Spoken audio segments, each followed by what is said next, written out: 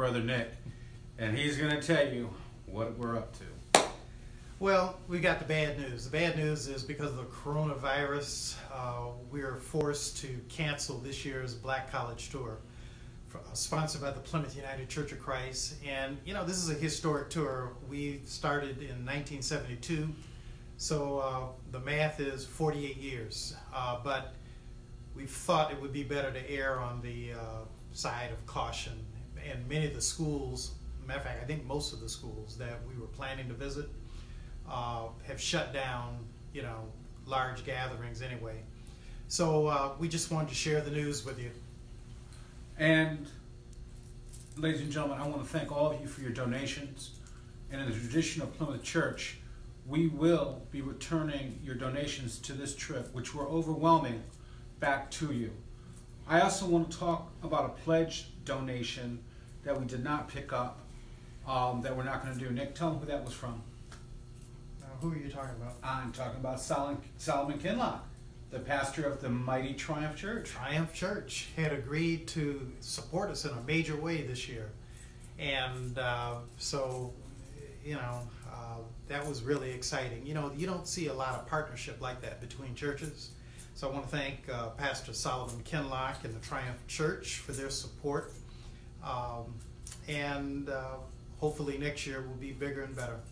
We're going to be healthier, wealthier, and wiser next year. We're going to make it through this virus. And I want you to know, I'm not giving up on my morning walking training because I was ready to do it. I was ready to chase those children across campuses, but I was denied by a virus. You know, in around 1978, Steve was in high school, one of those years. 81, I graduated. 81. And I took him on one of these Black College tours. That's when I was a new associate minister, right before I became the pastor of the church. And Steve's group was so active, they were running up and down the halls, keeping me up all night. I said, you know, I do believe I've been called to preach. And I turned over to youth ministry at that point. One night, I stayed up all night in the hallway to make sure the boys didn't get in the girls' rooms. And I didn't see any boys. So the next morning, I said, I saw some of them. I think the deceased, Tommy Longus, was the one who told me this. He said, he was laughing at me. He said, Nick, stay up all night? I said, I did. And I said, how about you? He said, well, you know, we still got in the girls' rooms.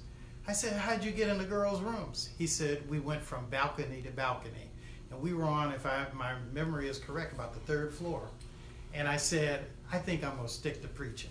I said, because I've been doing this too long, and I said, I'm going to get a heart attack thinking about boys going on a 3rd floor balcony from room to room. But the tour continues, and I'm just sorry about this year. But again, I just had to correct you on one thing. Yes, what's that? My boys, led by Tommy Longus and Phil Dickerson, were creating a useful diversion for me.